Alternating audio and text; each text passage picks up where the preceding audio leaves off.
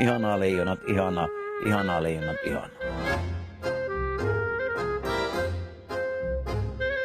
Kyllä on perseestä tämä maa, jos tämä on siihen mennyt, että se on kansallisurheilu, että jääkiekkoa vahataan katsomusta käsin.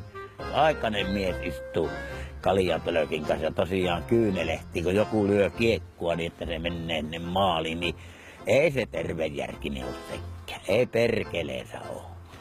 Ja eihän täällä maailmassa, jos ajatellaan, että pelkän järeen vuoksi jotakin, niin ne olisi melko vähäiset ne työt, ne hommat, mitä me tehtäis järeen. Nuusittais, mutta kannattaisi sitäkään oikeastaan ainakaan kiinalaisten tehdä, ettei maailman kansottus liikaa. Niin. Sehän on miesten työtä hiihtoja, oikeaa hommaa. Miesten työtä ikkä ja sukupuoleen kattomatta, saatana. Kyllä siinä dopingi pääsee oikeuksiinsa, kun latua pykkäsee helvetti, että sälö pölisee suksista. Niin ihmettelen minä, jos kaikki on niin kiinnostunut jostakin perkeleen jääkiekosta.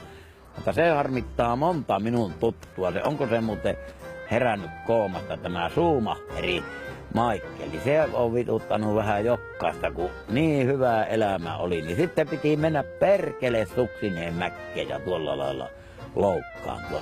Että herräis perkele nyt sitten. Se mua vituttaa. Tavallaanhan se on koko urheilukin perseestä, mutta perseestähän se on oikeastaan kaikki.